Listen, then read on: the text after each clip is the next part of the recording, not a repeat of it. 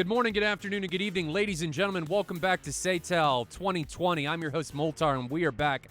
Diamond League 36 taking on Eclipse Task Force. And I don't know what to expect out of this one. Billy's joining us back. We'll be back with him here in just a moment. But this is going to be... Where are we today? We are... Guadada against Vaziani. Nope. Guadada against somebody. I don't know where it is, but it's Guadada against somebody. Where are we? It's Guadada taking on Sanaki. So not one that we see a whole lot. There's mountains, there's flatland, there's ocean, there's a bunch of different stuff. I don't know what the weapon restriction is going to be today, but a little bit different than what we've seen over the past couple streams. We've seen a lot of Krimsk versus Guadada. A lot of Guadada. But, you know, Guadada versus Sanaki, I like this map. Not sure on weapon restrictions, but I'm going to send you guys to the Supercut. Alpha Whiskey continues to get better. Also got a shout-out to Thrustmaster because they are the men and the team behind allowing these Supercuts to come and allow me to throw some funding at Alpha Whiskey to be able to make these things happen. So enjoy. We will be back with Eclipse Task Force taking on 36 coming at you.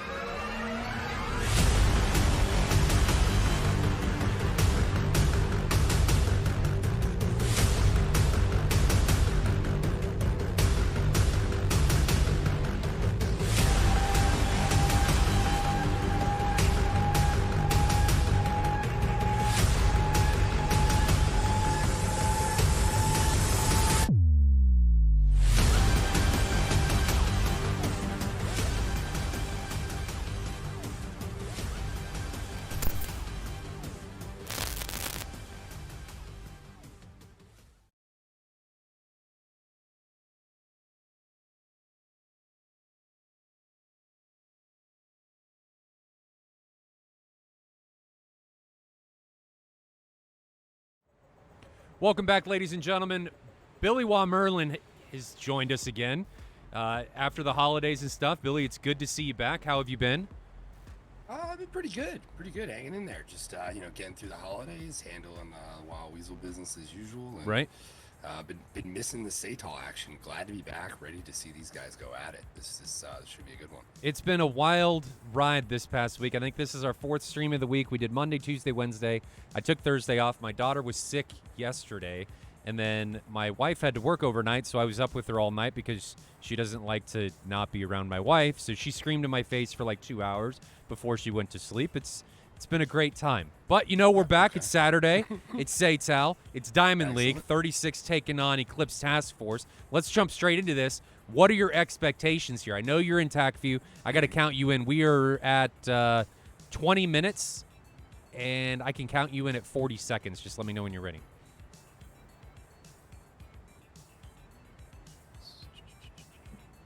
$20 minutes.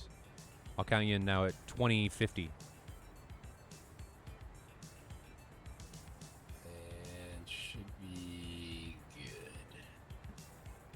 Ready, and go.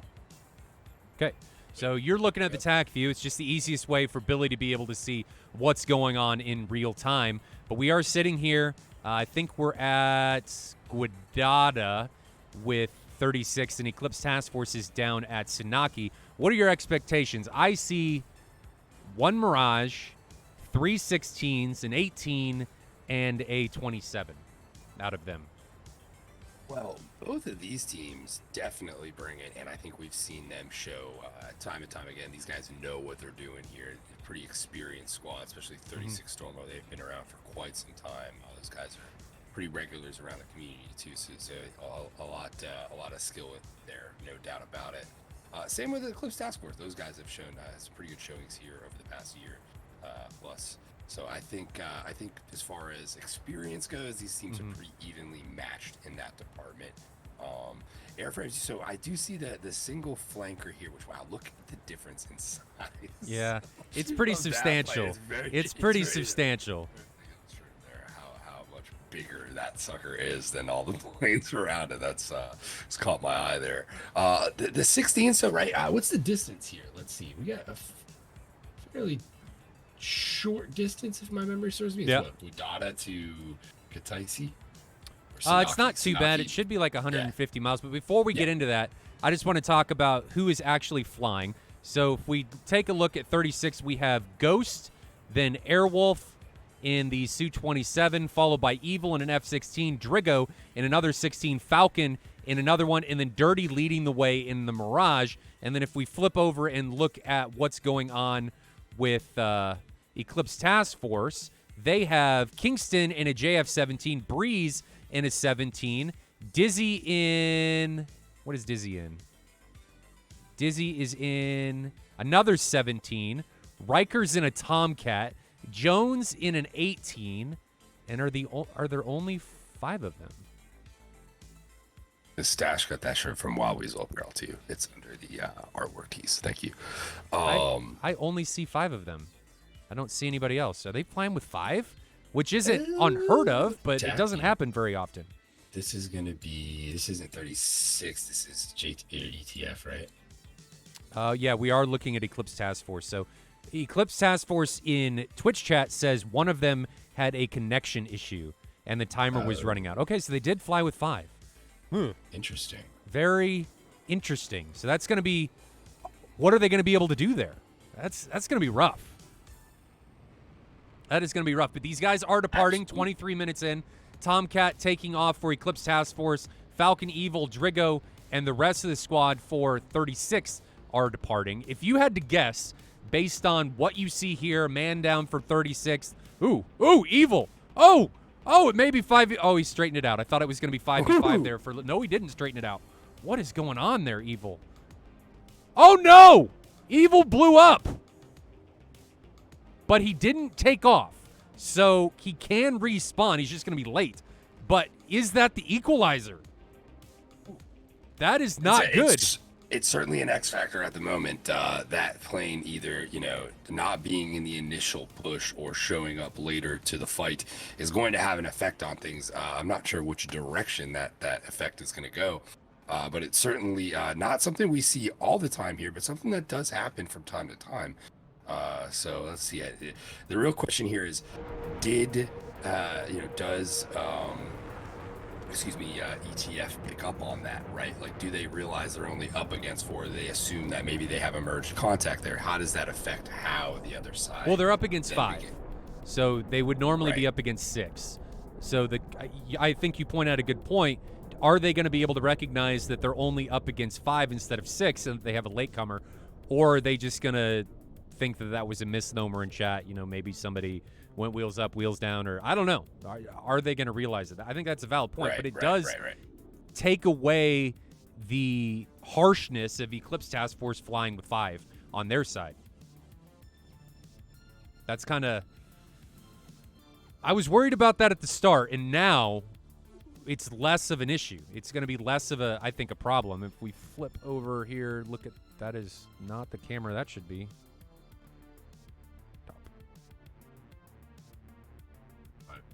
Toolbar and tack view. Guess I get to fix the cameras here, and that should not be paused. Good old DCS trying to manage 4 cameras and 4 instances at the same time. It is always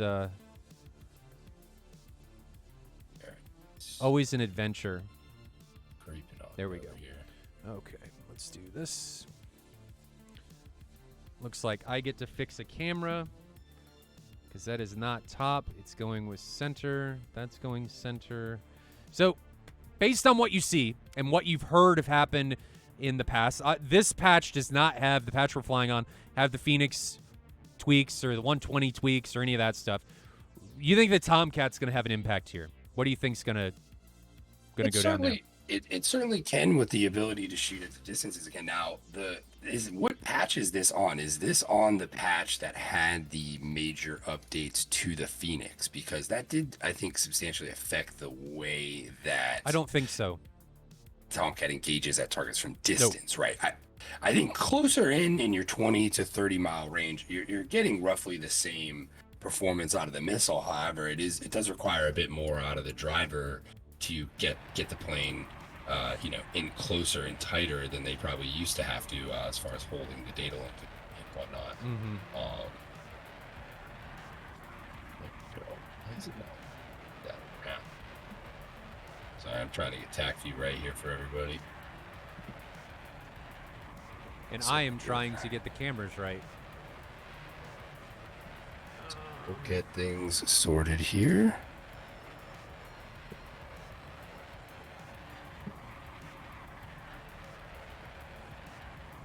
So it looks like 36 pushing for the mountains, trying to kind of turn the axes on this fight here around Bullseye. Both teams now getting fairly close to one another. It's like about 34-mile separation at this point.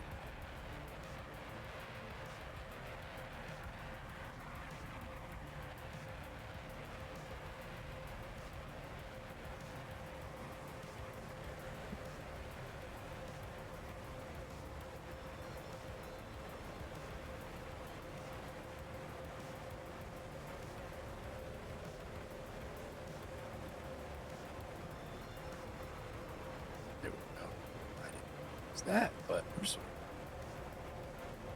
so first SD10's off from the JF-17s. Now, this is what I was curious about. After spending the last 6-ish weeks flying the Jeff, the distance you can really get on those SD10s is pretty amazing. They loft fairly high and come down with quite a bit of speed. Right. And we'll see how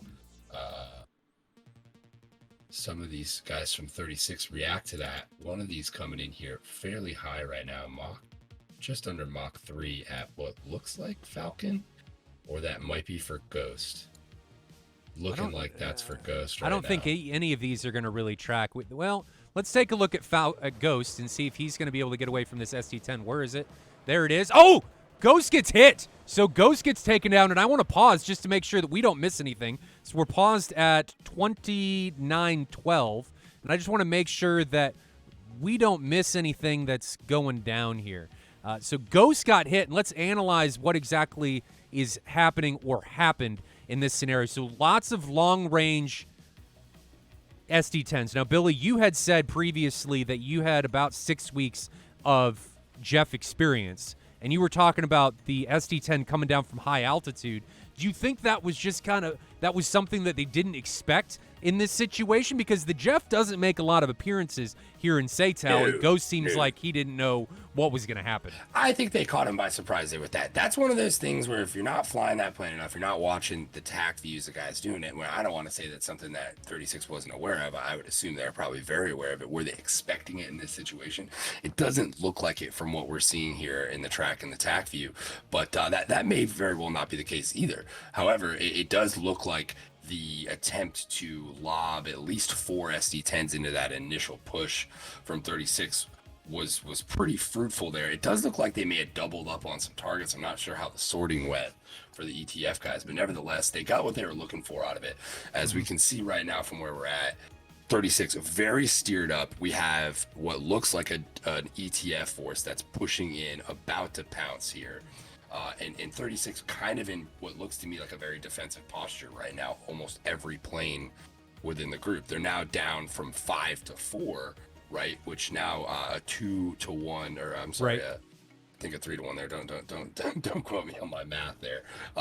Nevertheless, they're at a significant disadvantage being down 2 planes and being as defensive as they are with ETF pressing. Well, let's take a look at the current situation that I'm showcasing here in split screen. So we've got Drigo on the left, and we have the an SD10 on the right, fired by someone from Eclipse Task Force, another Jeff. And I think this may end up being the same situation that we saw Ghost get into, where they're defending too late. This SD10 that we're seeing here on the right is still at 1,400 knots. So 2.5 miles away. Drigo is at 21,000 feet. We're going to hit play and see if he's able to get away from this. But, Billy, I don't think this is going to work out well for him. I don't think so either. These things are not easy to get away from, and like I said, they come in with quite a bit of speed. If you're not, it's very comparable to the Phoenix in a lot of ways. I'm not sure what it's doing right there and how. A little bit of desync. There's some desync in the tracks, I think, with this patch. Maybe I'm on a different version than I need to be. But Drigo gets pounded by that SD10. It doesn't show that it hit him, but that SD10 actually hit him. So Drigo is the second casualty for 36, and things are just not looking great if you're on the 36 side. They had somebody evil blow up on the runway. They've lost 2 quick casualties here at the opening stages of this match against Eclipse Task Force. What do they need to do here? I mean, Eclipse Task Force, I thought they were going to be in big trouble with 5 pilots. Now they're in the driver's seat with 5 pilots, and 36 has 4. Correct. They were. So yeah, when I was just explaining, I had that mixed up. That's right. 36 now down 5 to 4 being the matchup here. So not as bad as I was kind of illustrating it there, but nevertheless, the tables turned here very fast. And I'm curious how 36 is going to attempt to kind of pull this around. It looks like we see ETF come back to regroup after getting those 2 kills. Evil not starting out with the initial group might have actually helped here a little bit.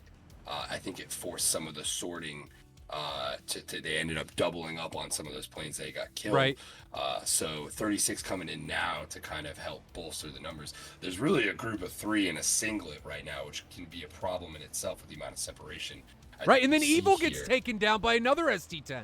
So it feels like these guys just aren't ready for what's going on with the Jeff and the SD10 in this situation. It doesn't appear so. No, it doesn't look like. Like I said, the SD10 in a lot of ways has to be respected in the same regard that the Phoenix is, but treated, appropriately in comparison. If you don't do that, if you're not, flying ahead of your jet, like we like to say around here against these SD10s, you're going to end up in a similar fate. And then Evil goes down to the same fate. Thinking ahead of, doubt. Boom, boom, boom. We have lost 4 combatants for 36 in a minute to SD10s. And it looks like Evil goes down from a 54 on my screen. So the Phoenix gets 1, a Mark 54 Alpha takes him out from long range. So he doesn't even get to the fight. I'm sure comms are probably pretty hectic at this point. He's focusing on how do we regroup, how do we pull this thing back together, and then that Phoenix just comes in from off the ropes there and ends his day. So 36, a combination of a lot of bad luck in this first one, and then just not being prepared to take on these SD10s. And here comes another set on Falcon and Dirty, and ETF really showcasing how to use these JF-17s and really make it a nightmare for a team to deal with within SATAL. Right. Those Jeffs communicate well, data link wise. They're it's not as good as you would expect from some of its NATO counterparts, but nevertheless, it performs quite well as they've shown here. Is this Phoenix tracking? No, it was not. It's going to fly straight into the ground. So that missile's trashed. But 36, look at the position they're in. They have 2 pilots remaining against Eclipse Task Force's 5. I don't think that they come back from this. I mean, this is a near insurmountable position to be in if you're on with 36, and I don't know what they do. Falcon puts a 120 out onto Kingston. That was launched from 6 miles. Kingston's already cold. Dirty coming in against Dizzy and Breeze. Falcon may have a flanking position against Jonas, and I think he actually does. We can see him launching from low to high, 4 miles there. Falcon onto who is that? Onto Jonas. Where is it? There he is. And he's going to get taken down, I think, by that 120. And did he get hit? Yes. So Jonas gets taken down. He's dead. So they do bring it down from a 2v5 to a 2v4. But I think this is where it's going to end. Dirty, I think, is going to fly straight into this PL5. I don't think he knows this is coming. And where is it? There it is, and Dirty gets smashed in the face. And that, I think, is going to be it. That is it. So we miss Falcon getting taken down, but Dirty gets hit by a PL5. we can see him plummeting to the ground, and that went from a seemingly decently easy scenario for 36 being a 6v5 to them losing Evil on the runway to them just getting demolished in the air by ST10s. Yeah, that was unfortunate. Definitely, like I said, a good solid game plan from ETF here as far as how to handle this first round. I'm curious what we see 36 do in between rounds here to try to come out. Maybe combat that. I would assume they come into the next one respecting the fact that there could be some ST10s coming at them from fairly long range. I think with the lack of enough Tomcats being in the mix, they may have assumed they could maybe push in a little bit harder and a little bit faster than they did there, and that might have been what bit him in the butt. But understanding that Jeff and that Tomcat have relatively similar reaches if flown properly, right? I think is important in today's the DCS world or the combat environment we all spend a lot of time in, specifically the SATAL guys, right? Where that is, I think, I don't think today will be the last time we see teams employ the SD10 in that fashion. ETF probably one of the teams on the edge of using Jeff. They've been I think one of the more early adopters in SATAL, and probably some of the better examples of how to use the Jeff and how to get the most out of it in competitive play. Yeah. They're really one of the only teams that flies predominantly, if not one of the only team that flies predominantly the JF-17. And you, I think, brought up a good point that the SD-10 at decent altitude is actually better than the Phoenix. Right. Yeah. I didn't want to say that. I didn't want to say that, but I'll let you say that. But the numbers, I think, in certain cases, certainly can point to that. Right. And that's obviously a debate, I think, for a different day, as the chat would probably agree, or is probably typing to correct or something along those lines. But nevertheless, I think when you start really cracking down into it, you see how powerful that thing is. And today, obviously, a good example of that. Yeah, and I need to say that again. It's better than the Phoenix in this particular patch. I don't think it's supposed to be, but it is in this patch. That's what I think flew under the radar, at least for 36.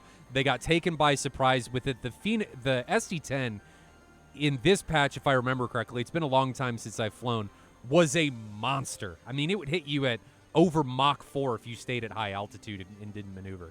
It was... You couldn't really do anything about it. It was just undefeatable if you didn't get low and try and notch it or anything like that. So it was just... I think you make a good point referencing the patch, too, because as I was talking to you earlier, the Jeffs had some questionable things with weapons. Like, I pointed out to you a bug we found where you can basically take out any boat in a surface group with a Jeff and a jamming pod and an LS6. It takes about one LS6, maybe I think one for the smaller ships, about two LS6s for a carrier. But it seems very strange that that's able to kind of come in there and defeat that in that manner. So hoping that's a bug we see DECA address, because I don't think the glide bombs should be more effective than the anti-ship missiles for the within the suite of the aircraft. So I don't know. I think that probably needs to be looked at. But coming up with missile guidelines, or what we would consider to be the norm as far as these missiles and missile implementation within DCS, I think is important. We got things like the Meteor coming up, which is, I'm sure, gonna the problems we have now with all this stuff will only compound further as these type of missiles, especially a missile with very limited research and data available for anyone for that matter, right, is challenging to implement. So I think as these things begin to become more of a thing within DCS, like having the conversation, especially with ED, right, is how do you standardize the implementation of this stuff to avoid these situations where one group's version of something is drastically different than another's, and so on and so forth. I think ED's trying to get around that, and that they're taking ownership of all of the missiles. Like they're taking the ownership of the Phoenix, which I really wanted to happen from the very beginning. I think that's the only way you can balance an environment like Right, this. right. Agreed, The agreed. big problem with DCS has always been that the missiles were designed by the standard of the developer, and not Right. they weren't all designed to the same standard, which was it caused some issues. Well, I think there's a lot of without questions getting that too far into it. Right. There's a lot of questions the developer has to answer that are left to the unknown that you have to make kind of assumptions about, I think, in a lot of ways. And if the same guidelines aren't used in how you make those assumptions and how you implement those type of things, you get kind of wildly different implementation for stuff, which I think we've all seen how that can go and have experienced that. So, those are my concerns as far as those type of things go. Now, But what do you at the think end of the day, it is what it is. 36 needs to do to come back from this, aside from respect the SD10? Well, yeah, right. Obviously, that being high on the list there, not put themselves in a position to have to be, frantically evading those SD10s as they get jumped by their RWR, right? Especially with the Jeffs, it's a much more subtle experience, and it kind of almost takes a second to realize what's happening when it catches you off guard. So that itself, I think, can play into how you can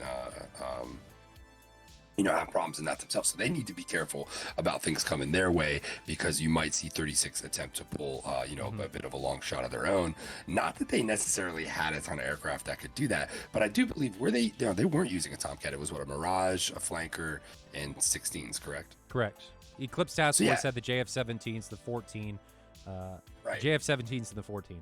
So with those airframe choices, you're at a very significant disadvantage there in reach, and that's something worth noting, I think, within the grand scheme of SATAL, right? Like that airframe choice really kind of put them at a disadvantage there, because there's nothing you can get a decently long shot off with those F-16s, but at the end of the day, it's really not going to yield a ton of results, I don't think. Are we what weapons load are we? C's or B's here? Honestly, I don't know, because the I don't- JF-17 doesn't. I don't know. Yeah, I didn't see a 16 shoot, or at least recall one shooting. Let's see. Is that A for weapon restriction, Eclipse Task Force says. So Okay. something you brought up, we were talking about weapon balance there for a second, and something that I need to point out is that somebody brought up and said balance is for a mission maker, not a simulator. Well, I agree. The problem that Billy and I are talking about is that people are interpreting data differently, the same data differently, and you need to have that data be interpreted by one entity to make sure that it is interpreted to the same standard. Not that everything like an SD10 should be equal to a 120. That's not what we're saying. Right, yeah, no. What no, we're definitely not, saying definitely is not. that things need to be interpreted by the same entity so they are on the same level. That's what has bothered me, and that's what has plagued DCS, because you run into issues where not only are they interpreted differently, but they are then developers are allowed to not keep things to the same standard. Like you have issues where the SD10 is, and I'm just saying what I've seen. I don't know if this is true or not. You guys can take it for what it is. But the SD10 is allowed to try and simulate a secondary stage motor, or if it has one or not, by tweaking drag numbers, which I don't even know that should be allowed.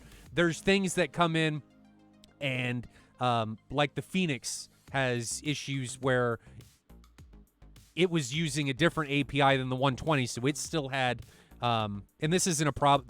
I'm not blaming Heatblur for this. It was just, still had Magic INS where none of the other missiles did. So it's just, if we can get everything under one roof, it removes a lot of those problems that we're running into.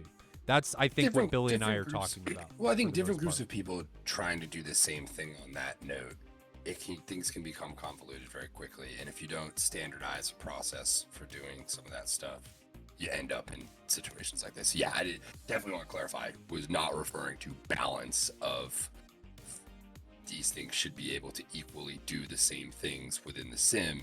No, it's balance in the decision making of the development of the missile or the ordnance itself. So yeah, somebody brought up, title says SATAL needs to run MSAA times 8. Well, so here's some things that maybe you guys don't know about MSAA or anti-aliasing in general. One, it's a performance hog.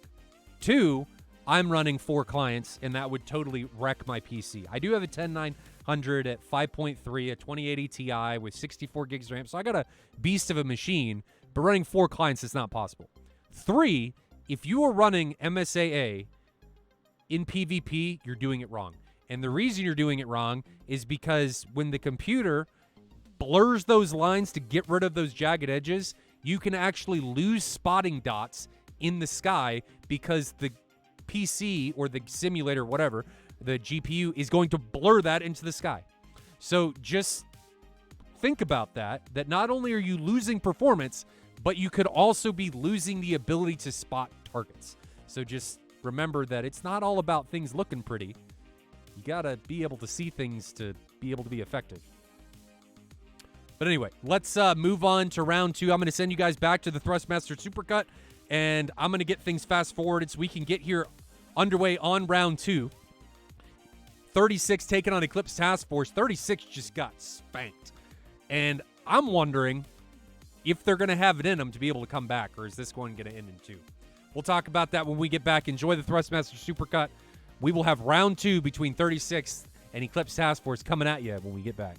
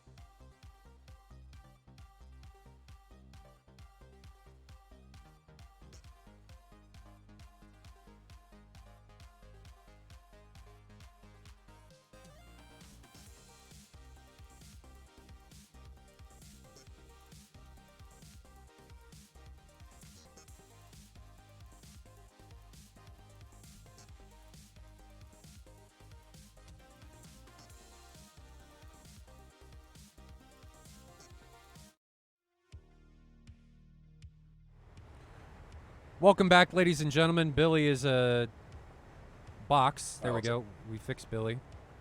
Discord's always been my alter ego. Maybe I thought I fixed Billy. Yeah, we fixed Billy. So Billy's fixed. He doesn't have an invisible chin anymore. At least I don't think he does. But we're back. 36 taking on Eclipse Task Force. I'm a little worried about 36 at this point. They got pounded into the sand here in round one.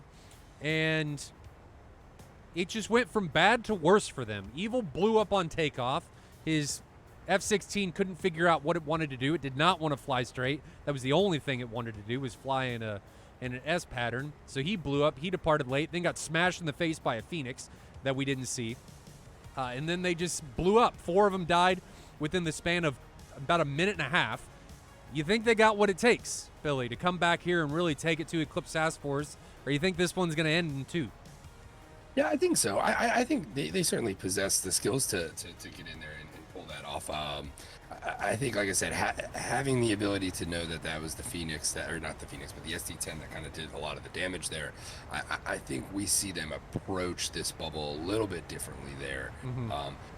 I think when it comes to if you're stuck in the situation where you're at the reach disadvantage, right? Your missile's not touching the distance at which theirs can touch you. You have to kind of play things a little differently there. You have to feign the attack and draw the shot out enough times to where you can then begin to encroach close enough to get your own off, right? So you have to really kind of almost, being the wild weasel guy, comical to some, but you have to kind of weasel these guys. You have to get in there and bleed out those missiles that can get you from distance, right? Right. So, or at least get them out of, like the Jeffs. One thing, they're getting them out of those parameters, right? Forcing them, finding a way to force them down out of that altitude and slow them down a little bit to where that SD-10 is going to have a little bit less of an effective range, right? Mm-hmm. Did you load the file for this debriefing? Yes, I did. Should you?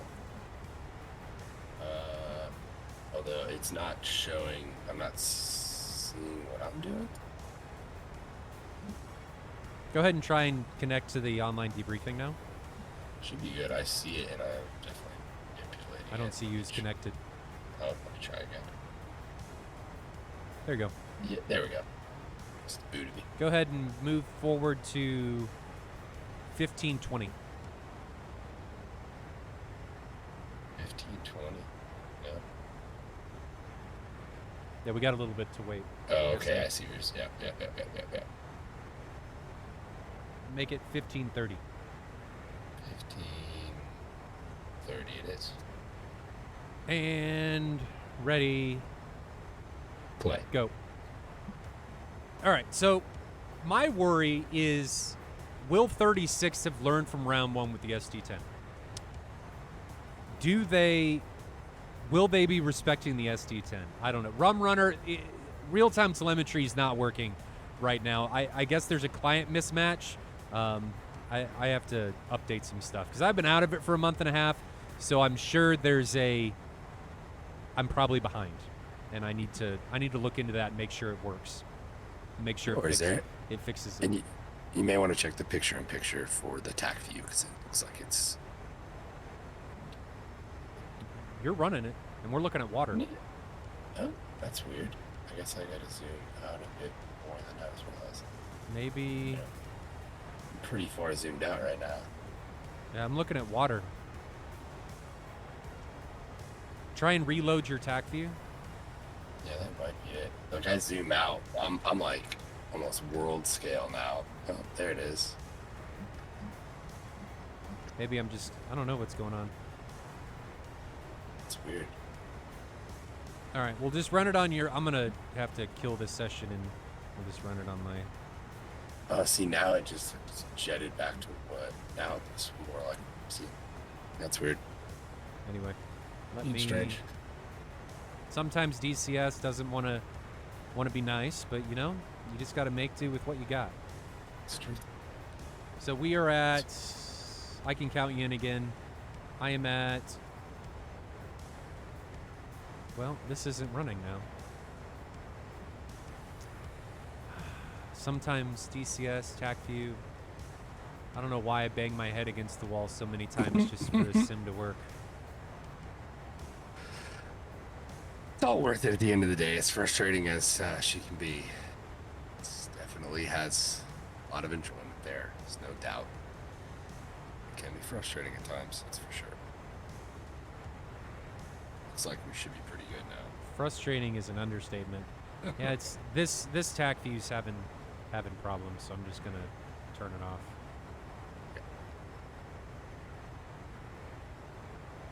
So let's go.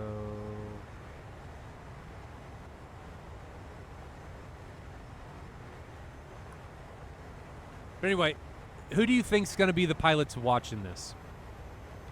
Who do you think's gonna have the biggest say in this one? I gotta go with Airwolf just because he's the only J11.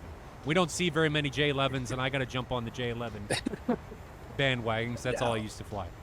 I think if we see them, if they're able to drag this fight over into those mountains, which being at the range disadvantage and now coming from this side, that would be my goal here, is to get low and lost in those mountains. And I know we talk about sensors and all this stuff. Well, one thing that the JF-17 does kind of lack in is its radar is not great.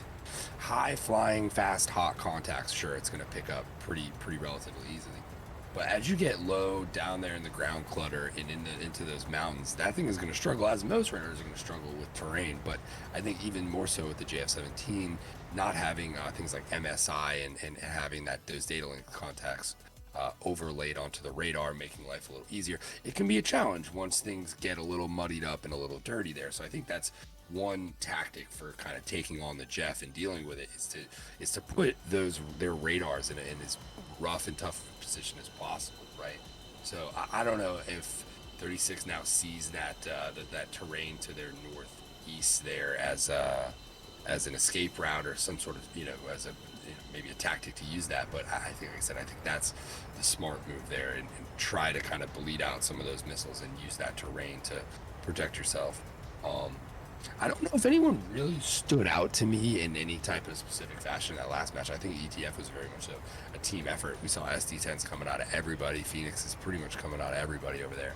So I think, the team itself, probably the most valuable person, the teamwork, I should say, probably the most valuable person for ETF right now. And I think, like I said, for 36, dragging stuff down in those mountains, letting that flanker do its work, letting those 16s kind of work in there, I think is going to be their best bet if they can pull that off. Right. We'll see. I'm not sure the Mirage being in the mix and not utilizing it how we typically see that airframe be used here, I think is curious.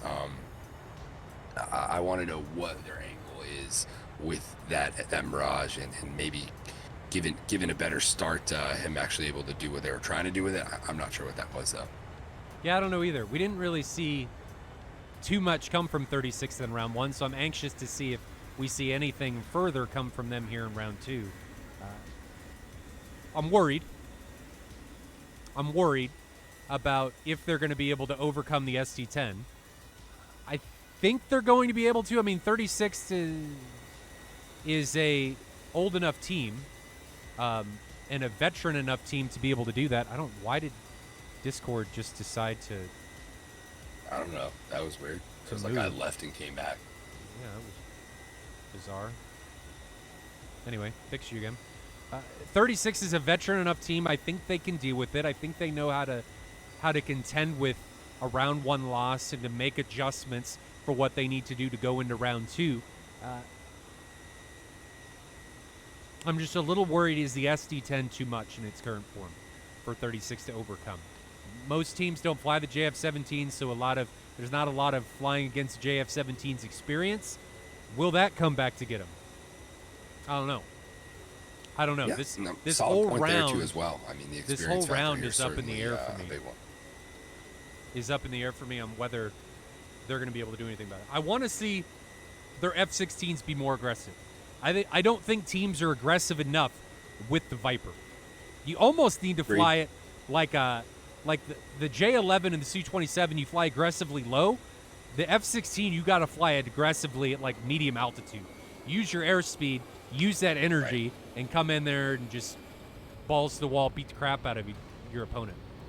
There's no doubt the 16's ability to generate high speeds relatively quickly. It's got the acceleration factor too. Like you can get to that speed pretty darn quick, and that's something not a lot of fighters can boast about, right? Getting to speed quick is very beneficial, right? Especially in what we're doing here on the recommits and all that type of stuff. So I don't know. I definitely would agree with you. Seeing guys get more speed, the best thing you can do for your missile before you shoot it is get your plane to be moving as fast as it physically can towards that target, right? In BVR, speed rules, right? That ability, that momentum is going Well, when you're to, shooting, speed rules. right, correct. When you're shooting, speed rules there, and getting that missile to be going as fast as possible is so important, right? Your missile has to be going faster than the other guys in a lot of cases there, or the timelines are just not going to work out in your favor. So I think, for the guys who are just getting into DCS, for guys who've been doing DCS for a little bit even, like, understanding that speed is king and paramount to pretty much everything you're doing in the BVR game, right, is I think important there. Knowing that, you need to be focusing on getting that jet as fast as possible before that shot. Right. Yeah. But there's also a multitude of other factors that need to be considered. Like if you're high and fast, Right. No, absolutely. Are you too high and fast to be able to evade an incoming threat? Are you too close to an enemy?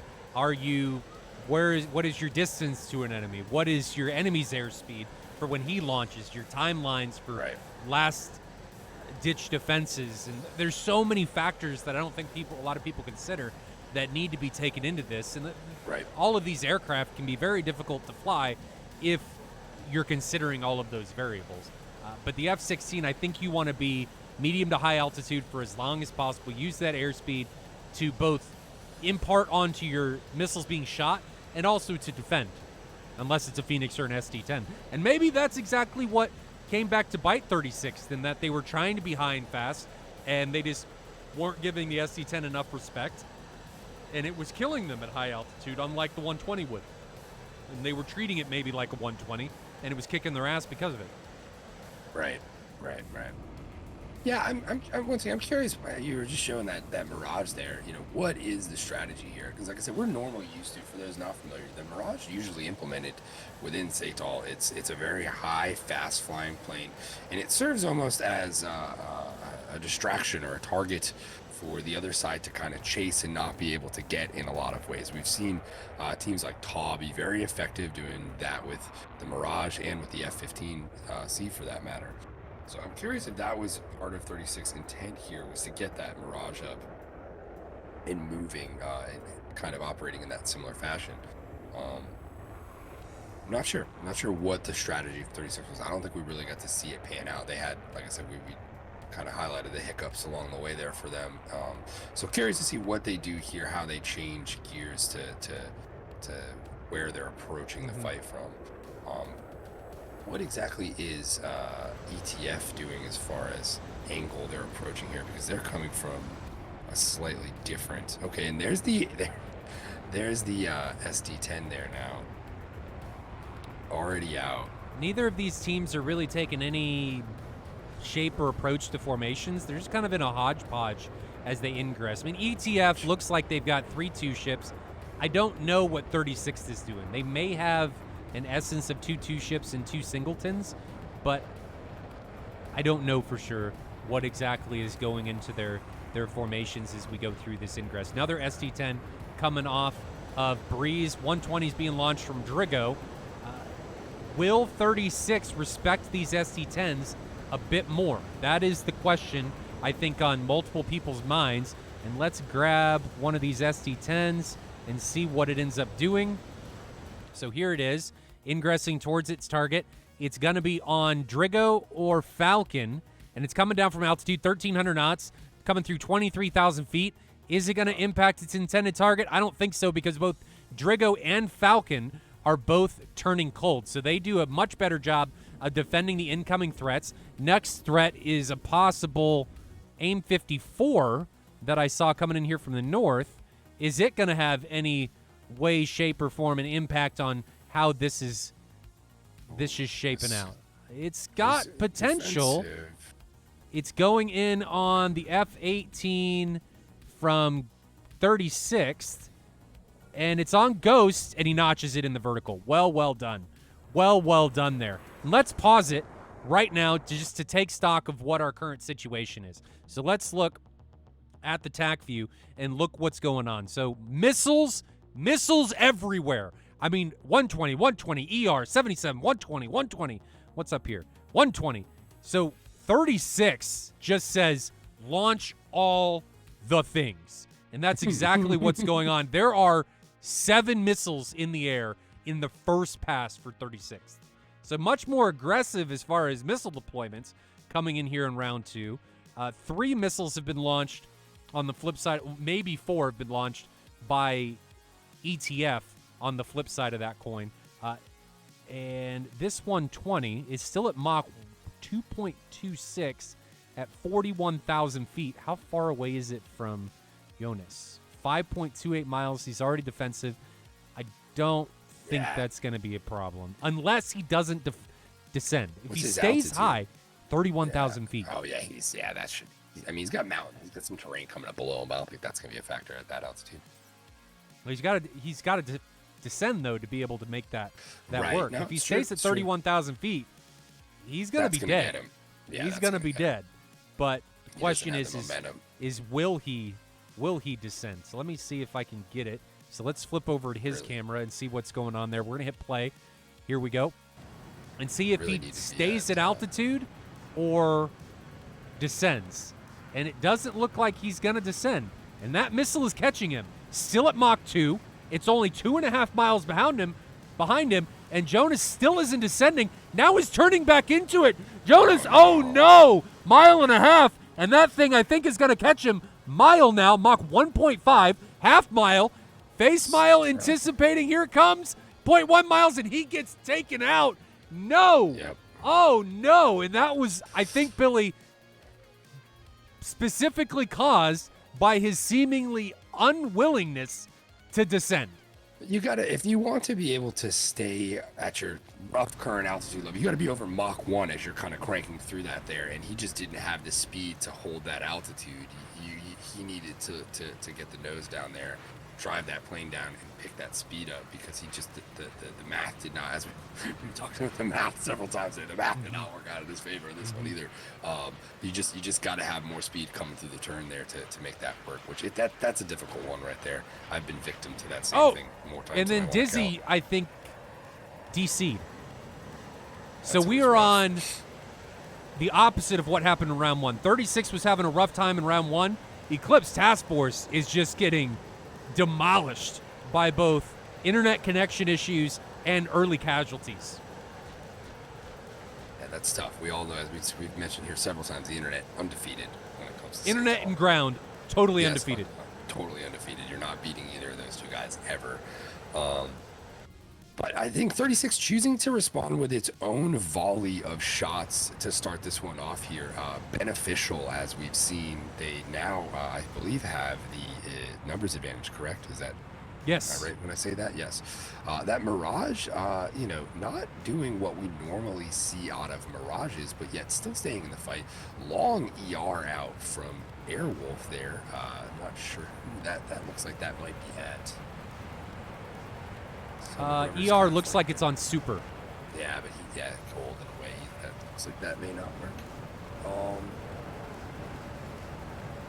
I think much better opening start to this from 36.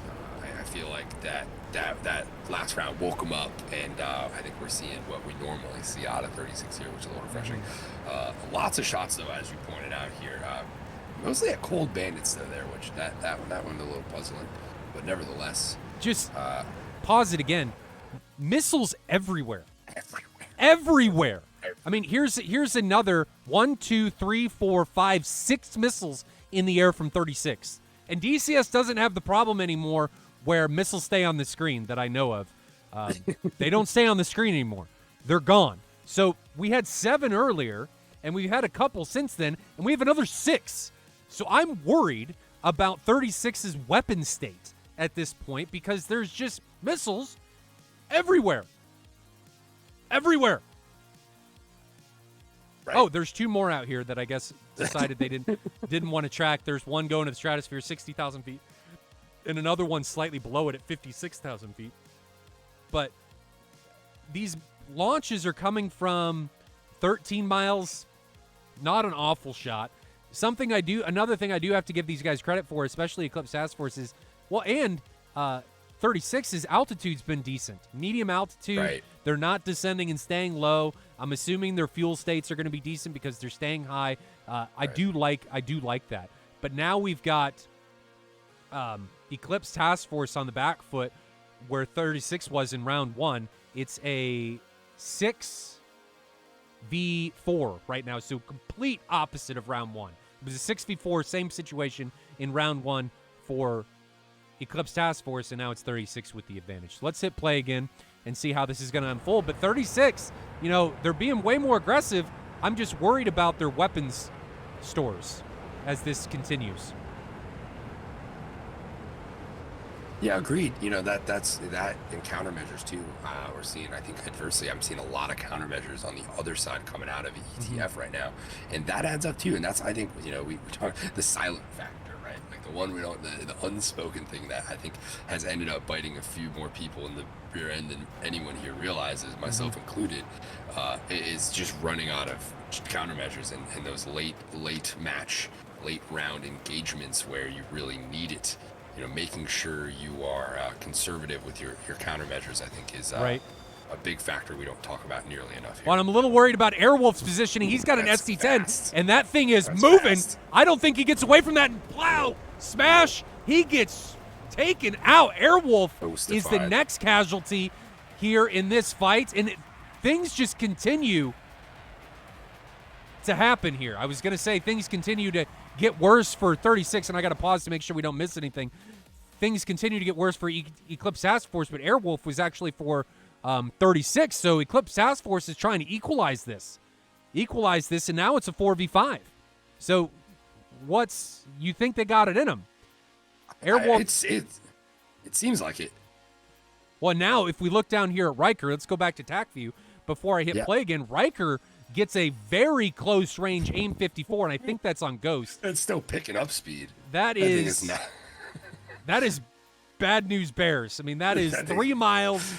That is bad. That's going to be like getting hit by a freight train. Down. That's going up in speed right there. Let me see if I can get started. Ghost. So Ghost is descending. The missile's going to be slightly, there it is. So let's go to this view and let me grab the missile. This isn't a bad shot coming from Riker. This is a great shot from him. Those close Tomcat shots are deadly, well, man. It's just, they're like, you don't want to be too close. No, right, because but the if you're is a challenge, close enough that the MK60 is still going to be under power by the time it gets to you, which is a long way because the MK60, I think, is a minute of burn time or 30 seconds or something like that. That's not a good place to be in. Usually if the person thinks they're going to get away, like when that guy's trying to run because he thinks he's about to get away and it's that close distance, that's the time for those close Phoenix shots because that's where it really excels, where it's just going to use that motor, as you were just describing there, to just creep up on pretty much any one of these planes trying to run away within 10 miles. Right, 10 to 15 miles. So let's take a look at it, and let me actually do this let's do this so you guys can get a better view on this. Let me make sure we're not going to miss anything. Sorry, I'm just making sure that when I hit play here that we don't miss anything for this fight. Okay. All right, so we're going to hit play. Ghost is in a really bad position. Let's see if he's able to vertically notch this. We can see it right over his tail, 3 miles away. The Phoenix is at 1,600 knots, and Billy, I got to say, it's accelerating. Still, it just got launched. And the thing we need to watch after this is Falcon is right over top Riker, who launched this missile. So we're going to see if this connects with Ghost. If it doesn't, Ghost is going to be able to get away, but is Riker going to be able to get away from Falcon? So here we go. Here comes the Phoenix, mile away. He's dead. He's not vertically notching. He gets toasted. And now let's go look at Falcon coming in against Riker. And it's that Riker gets taken down by the 120 that Falcon lost. So 2 quick kills, one on either side, coming here, and Riker's actually still alive. Tomcat. It's Ways of the Tomcat. Yeah, he's alive, but Got to pause it, make sure we don't miss curious. anything else because there's a lot going on here. You Did I may miss be it? alive, but effective is another. I think we missed another it. question. I think Super What? got taken down. Did we? Oh, did we really? We missed Super. No, So see that Super myself. died. The next, I don't know who's going to be next. But this is a bad position if we look at the overall positioning for all of the pilots and how many are left. There are 4 pilots remaining for 36th and 2 remaining for Eclipse Task Force. Again, this is like a replay of what happened in round 1. We just switched Right. the teams. It's true. It's true. Just switch the Definitely teams. seeing, a lot of similarities there between what was done, and like I said, nice to see 36 come out, and their choice to respond was with equal amounts of aggression, and I think in a lot of ways that's always the right answer there, and I think getting that volley themselves off really worked to their benefit here. I'm curious if ETF was expecting that. What did they think 36 was going to do on this round, the second one specifically? That's a question I'd like to know the answer They've to. done a much better job of defending early, not getting Right. caught with their pants down high.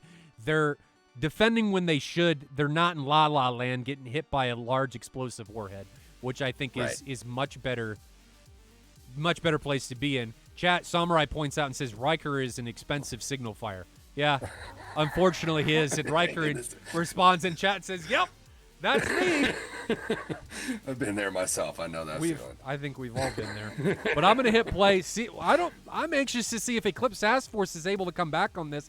Breeze has 3 missiles remaining, and Kingston, I don't know how many Kingston has. So here's Breeze's aircraft. Let me check and see how many missiles Kingston has left. Kingston has, that's Riker. Kingston has 5. So they have plenty of weapons left. Plenty of weapons left to be able to make something happen. The question is, can they make something happen? I don't know. But let's hit play and see how this goes. So here we go. Missile count is there. Don't discount those PL5s too. Those can be pretty. No, dangerous up PL5s close. are great. PL5s are good missiles. Everything on the ST-10 is actually not bad. ST-10 being launched from Kingston. He's breaking away now. And there's one. Uh-oh. So let's pause this, make sure. So Evil's coming. I'm trying to make sure we don't miss any of this defensive action or anything like that. So we keep track of everything that's going on. So Evil is now defending an ST-10 that's coming in. He's going to be able to notch that. He doesn't. Oh, Evil does get taken down. Evil is dead. And we're going to flip back. No, pause. Pause. Okay, we paused. We only missed like a second, but I think we missed multiple people dying. So Kingston's in flames. Evil's in flames. Kingston was one of 2 remaining for ETF. We now have 3 remaining for 36. Breeze is all by himself. So we've got to flip to Breeze's perspective. Here's Breeze. Is he going to be able to make something happen? Let's find out. Here we go. Breeze is now running. Riker's plane just is about to go into the ground. His plane finally gave the ghost. He goes in. Breeze is the only one left for Eclipse Task Force, and he is running from the inbound hounds. Falcon and Witcher are in hot pursuit, and this is when the Mirage can make things happen. It can accelerate. He's probably got a ton of fuel left. I have yet to see Witcher launch a missile. There's nobody left to check the Mirage with a single track shot, right? So with the Fox 1, there's nobody there to make him come off that missile. So he's in a pretty good position as far as the Mirage goes, as far as weaponry, to be able to get a kill here, because he can track on that Jeff as long as he can hold that track, right? So it's not a good situation for the Jeff. Fortunately, it's got decent fuel mileage, fuel efficiency to be able to kind of hold its own here late in a dogfight. But those gun rounds coming in pretty darn close there, and Nothing's hit yet. Nothing is connected. This is pretty good, folks. We don't normally get this view here. Look at that. Look at that. Woo. Shaking going on there, folks. This is quite nice. We don't normally get this close-in chase view like that. That is beautiful. Well, is Falcon going to be able to close it out? I'm worried about Fratra's side at this point. Well, Tell you what, Breeze is doing that pilot shit right now. That is for sure impressive maneuvering here to juke these gun rounds. He may be able to force an overshoot. He's about to right as now. long as Here he it goes, doesn't here get it goes. the. Oh, almost catches the rear end, and there's the overshoot. They are dangerously low. Breeze is to be dead. fighting like this. Oh man, and there goes Breeze. Beautiful work in that dogfight by both pilots. Beautiful work there. But complete opposite of what we saw in round 1. Right. Very true. Very 36 came out, opened a can of whoop ass, and said, round 1 might as well have never happened. And Kravinas with, I certainly didn't expect this to end up in a knife fight. I would certainly echo that stance, right? I did not feel that way either. This was a pleasant surprise to end things there. So, Robski, you jettison your fuel tank after the fight as a mark of superiority. Okay? It's like the battle cry, war cry, whatever you want to call it. It's like, I didn't need to jettison my tank. I took you down with it on. And then I'm going to jettison it afterwards. yeah, gotta Come love on. that stuff. You didn't know that people did that? The ultimate FU. Yeah. I'm going to drop an empty fuel tank on your face after you hit the ground. I should have got rid of this, but I didn't need to. You weren't worth my time. Yeah. No, I credit to 36 for really coming out after getting kind of stomped there in that first one and flipping the tables there on ETF. Yeah. ETF too, putting up a pretty good fight there, even considering having a little bit of bad luck there and a few things really just not go their way. They put up a decent fight. Credit to Breeze there. That was some of the better gunshot avoidance I've seen in quite some time. So good stuff there all around. Let's see what the third round of this match is. I'm anxious to see it. Me too. Jaster, 51st, and Robski, thank you for the subs. Robski says clunk when he dropped the prime sub, and Jaster, I don't think he said anything. So thank you guys for sending those my way. They go right back into making this stream a little bit better. So I'm going to get round 3 set up. I don't know which way this is going to go because I got to give the edge to 36 because round 2, in my opinion, Billy and Loblo and I talked about this again earlier this week. We talked about this before my month-and-a-half break. But I think the team that wins round 2, if it's going into round 3, has the advantage because you've got the momentum. I think you've got the morale boost because you've overcome being down around. You think you have all the advantage at this point. Right. Right. You're in the driver's seat. So I think if I was a betting man, that 36th is going to be the ones to take it in 3. Well, I think they have the momentum here. There's no doubt the momentum carrying over from this round is in favor of 36 at this point. I think with what we've seen as far as fighting ability from both teams this match, it's just a very closely matched round. This third one could go any direction. Like I said, I think the point you make on the momentum, I'm going to edge the favor here to 36, but not by much. I really think now both sides have shown their ability to get those long shots off and have not only we see a lot of long shots, but getting long shots off and having them be effective, being in the right parameters to make those shots work. Not just making those shots work, but making it difficult for the guy on the other end of it to actually evade, even though he knows how to evade well, right? Like that's the challenge within those long shots. And we saw both teams showing that they know how to do that at this point. So how does either team kind of prepare and react once this initial volley that I think we can expect to happens, right? Now, for me, I'm almost in the corner of maybe nobody shoot. Everybody feign in like you're going to shoot. We've talked about this tactic plenty of times on here before, but I think this situation is ripe for it.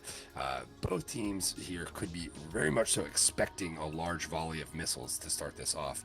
And I think as we saw that last one end, having some ammo in your pocket as this thing creeps towards the end of the round is going to be a big benefit there. So I would try to fake the shot, draw the shots out, and then try to get things back going on the recommit with maybe a little longer shot, dragging things out and getting some altitude. But what do you think Eclipse Task Force needs to do after that loss of a round? You win the first round, you come into round 2. It's the complete polar opposite of your performance in round 1. What do they need to do to try and make something happen? I think maybe, as I was just describing, they're changing things up, doing something like not shooting on that initial thing, but being prepared for the long shot, right? So I think that is, a strategy to look at for them, right? So you're saying basically you almost like bait them in closer? Don't right, shoot early and then correct. try and get them closer? Act like you're going to, right? Act like you are in prey. Get to those parameters you're looking for, that they are looking for you to get to on the other side for that long shot, right?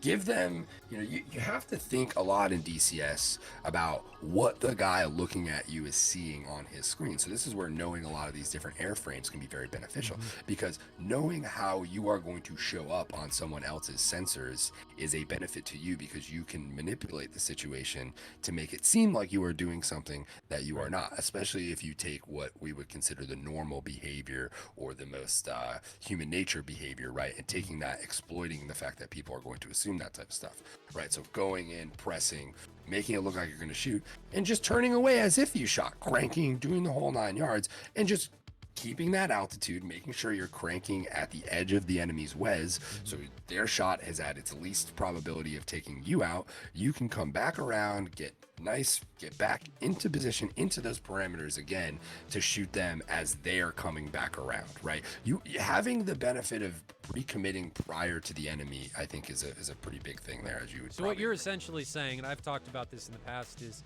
right. You want to create a narrative that your opponent thinks that they're writing, but you're writing it, and you're controlling what your opponent is doing. So you want to create a scenario, and this is what I like to do: create a scenario where you may seem like the defenseless fish or the wounded fish or animal that is easy pickings, but in actuality, you're dictating, creating the scenario, and you're just waiting to get the enemy to enter an unescapable zone that you're already preparing for, or to be ambushed by an enemy. You're trying to create and write the scenario, and create a situation that your opponent doesn't have any advantage.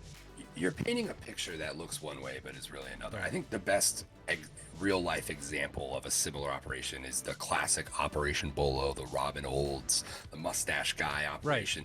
Right. That Vietnam one where they pretended they took to be Thunder Chiefs. To be Thunder Chiefs, and in turn the Vietnamese reacted and sent up aircraft to intercept, right? But when those interceptors got there, what were they? They were some mean F4s with a bunch of AIM-7s and AIM-9s ready to rock and roll, and we all know how that kind of ended up, right? So it's taking those type of tactics, right, and implementing them into DCS in a way that's actually usable and effective, right? Right.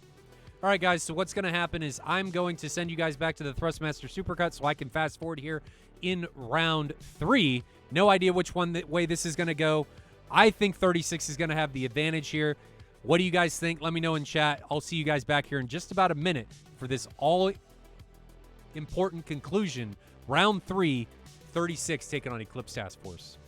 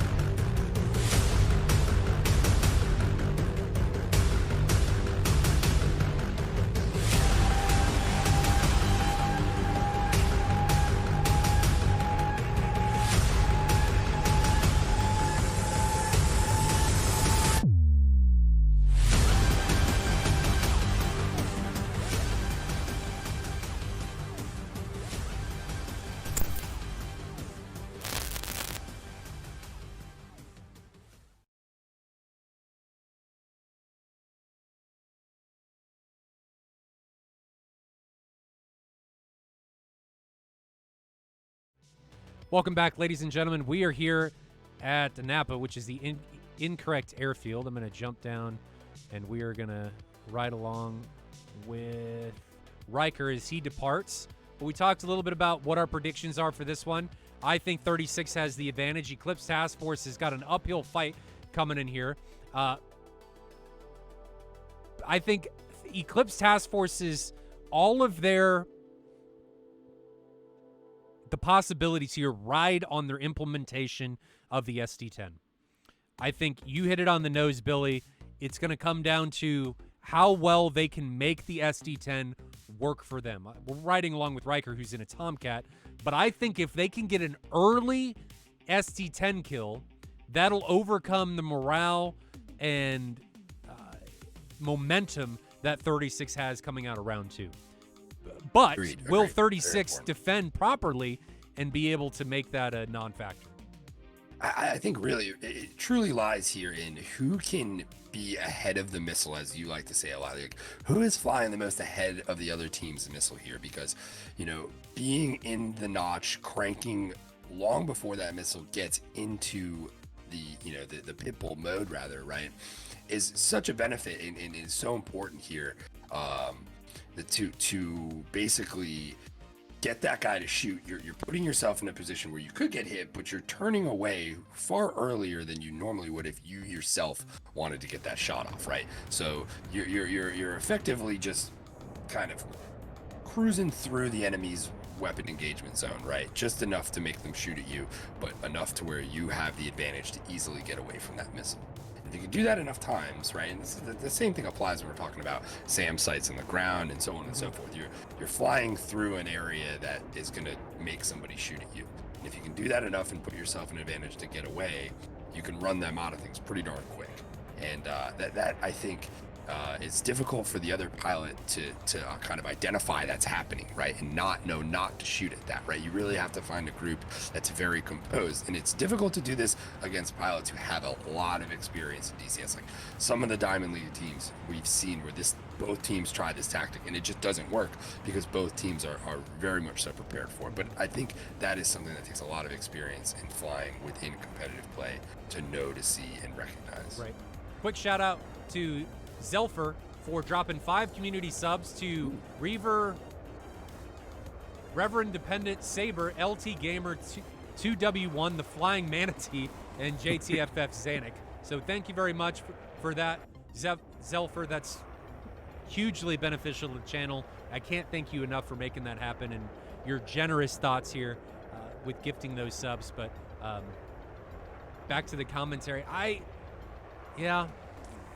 You never want to be flying reactionary. If you're flying reactionary, you're too far behind, and you're going to be reacting in a lot of cases too late.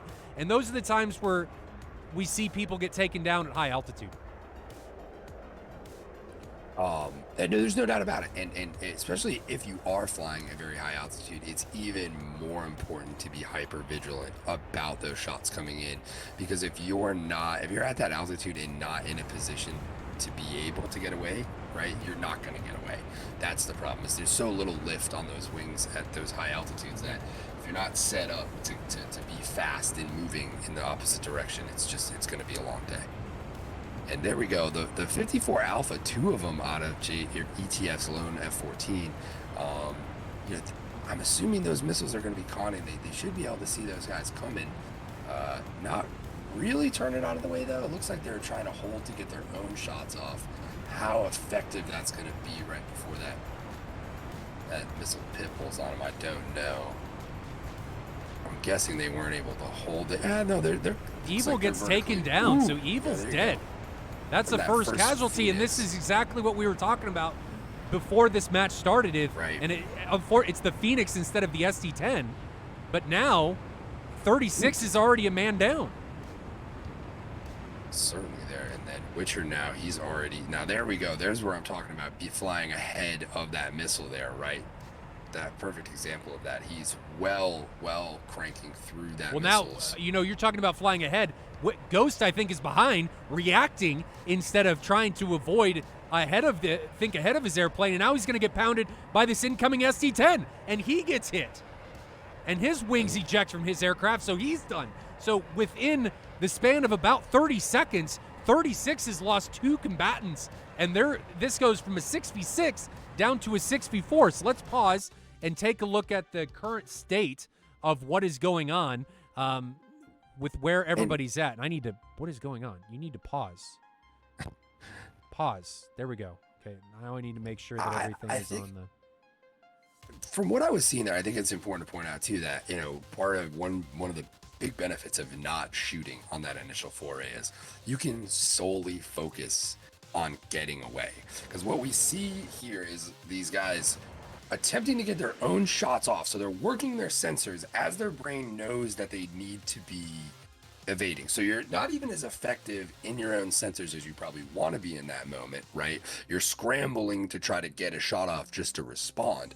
For me, it's always beneficial, especially when you know that other team is going to lob that shot, to not even worry about getting your own shot off and just focus on where that shot is coming from and being ahead of it there. So yeah, I think we can see several instances of guys scrambling, heads buried down into those sensors, trying to get that shot off when they really should be evading in that moment. Right. Yeah, but it's all reactionary. If you're thinking ahead far enough, you don't have to worry about that because you're already dealing with and thinking about those incoming threats. So then you can realize, oh, well, I'm just not even going to shoot in this situation. But if you're always flying reactionary, now you're having to react and your brain's preoccupied with thinking about the incoming threat like you just spoke about. And you're still trying to get your plan off of what you were trying to do, thinking ahead of the airplane of getting a missile off. And that's the downfall to a lot of pilots is they're not flying ahead of their airplane enough and they're now reacting to incoming threats, but they still want to execute their plan by firing back at their opponent, and that's what leads them to die in a lot of cases. So it's unfortunate. True, very true. But in this case, it led to 2 quick casualties from the 36 side, and now we're down to a 6v4. Do you think they can make anything happen here? I mean, I think they're almost dead in the water at this point. Losing 2 people within 30 seconds, 4 minutes into taking off that's a lot to have to come back from. And I think this is also a situation where that Mirage might be a little bit of a detriment here to the effort, in that it's got to pick and choose its fights a little bit more selectively than the other airframes remaining for 36 rather. So that being said, it can't help in every situation that the other ones can help in. So that being said in itself limits them a little bit more even, right? Certainly, I don't want to make it sound like I'm saying the Mirage is incapable here, but nevertheless, it's certainly at that disadvantage of Fox 1s in that range certainly comes into factor here more so than most situations. Right. So let's hit play and see how this is going to continue. Got to pop back up on chat. Where are we? Timestamp. Okay. So Airwolf, the JF-17 really hasn't done a whole lot of anything in this match. Where is he right now? So Airwolf is up here, and he's got an ST-10. No! Is this going to be another ST-10? And it is! Oh my gosh, guys. The ST-10s, these long-range shots are just dismantling 36th. Just, oh no. And now I think it's going to be Witcher coming down here to another ST-10. He's flying more ahead. But He is fast, but that ST-10 I think is going to run him down. Here it comes, 1.5 miles now, and he's fast, trying to barrel roll. Can't do that too much or it's going to be an exploit, but he does it, and the ST-10 finds him and flies up his tailpipe. I mean, I don't know how much better you could have attempted to evade that there. Maybe a little bit more serpentining, but you're bleeding speed at that point. I don't know. That's a tough spot right there. Right. Now, meanwhile, Jonas got taken down a few seconds later. So 36 did get a kill. It is now 2v5, which isn't much better, but they did get something, right? They got something. So back to TAC view, just so you guys can get it. I know we're pausing a lot, but guys, I don't want to miss anything, and I think it's better to pause now than to go back and relive everything. I think it's more important to get an overall view of what's going on in the battle space and catch everything and talk about it than it is to go back and relive it and have me miss everything. Totally agree there. That's not for worth me it. at least. That's not I think worth that's the better way to illustrate what's actually going on. You guys, I think, are catching more of the action here as opposed to catching it in real time. Right. So people we want to look at. Breeze is coming in on Drigo. Falcon is in head-to-head with Dizzy. So we're going to keep an eye on both of these situations. I'm going to bring up Drigo and Breeze. It's going to take me a minute to... Okay, so here is Drigo. Where's Breeze? So he's going to be somewhere... Breeze is above him. So there's Breeze from Drigo's point of view. Now let's set up Falcon and Dizzy, just so we don't miss anything, because I think these are going to be the two incursions. So here's Falcon, which you guys can't see yet. Well, you can, but it's small. And then we need to bring up Dizzy. All right, so here's Dizzy. And this is high to low right there. Let's see if I can get him. No, can't get that yet. And we're going to go to quad view so you guys can keep track of everything. And here we go. So everybody's flying. I'm going to try and keep track of everything that's going on, and I'm going to try and give you guys ST-10 now being launched by Dizzy onto Falcon, and that is going to be here. And Falcon gets smashed. He gets taken down. So now the engagement we need to watch is Breeze against Drigo, and I think Drigo is going to turn right into this ST-10, and he does, and this has been nothing short of an ST-10 massacre, Billy. Nothing It really has. could Really stop has. the incoming ST-10s launched from the Thunder in finding their targets, finding their mark, and demolishing the 36 Stormo side. I thought they had all the advantage coming out of round 2, but the ST-10, man, was more than a match for It really was. 36's morale. I think by far the best showing Jeff's ever had in SATAL competitive play to date. No doubt. I don't think we've ever seen it drop as many planes as it has. Really excellent showcase of what the Jeff can do in air-to-air combat today by ETF. Very impressive by these guys. I know that second round there may just have been a little hiccup along the way there. They seem to have their act together pretty well here in the third round. And those long-range shots just proved a bit too much for the guys from 36 to handle. I think, like I said, they attempted that same strategy. They were successful with in the second round as well as in the third, and it looked like ETF was just a bit more prepared to handle that initial barrage of missiles and responded in kind with some very, very nicely set up ST-10 shots. So Now, what do you think 36 needed to do there? Aside from, we've said it repeatedly during this match, of fly ahead of your airplane, and you can't be reactionary, or exactly what happened is going to happen repeatedly. Right there. And I think at the moment they realized that initial volley of shots was not as fruitful as they may have wanted it to be. At that point, you kind of have to be a little bit more on the defensive with these guys, because you're now in a little bit tighter than you probably want to be against missiles that have a longer range than you do. So you really have to kind of position yourselves in drag, get away, try to make sure you have somebody ready to cover that separation that you need to create after that initial barrage. That's tough. I mean, I really think that, especially with teams not really ever having dealt with these ST-10s being implemented in that fashion, it's a look most of these guys really haven't seen. So kudos to ETF for really kind of coming out, making that the centerpiece of their game plan today. And I think, like I said, just really coming out and hitting the nail on the head with trying to make that work for them today. Right.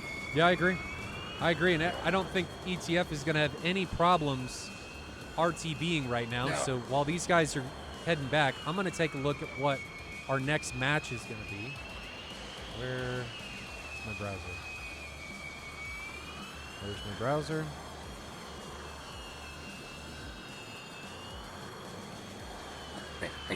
Cool. It does. It does resemble that at times. Yeah, JF-17 is not a clean aircraft. No. I believe China just held a rather large exercise with Pakistan. It was purely JA-10s and JF-17s. Like, it was an interesting ordeal.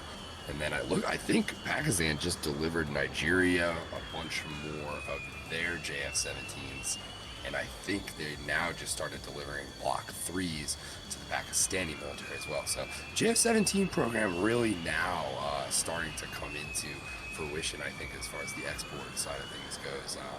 Curious who the next buyer of JF-17s might be. It's a attractive option for some of these countries out there that don't have the budgets for the larger size stuff. But Yeah.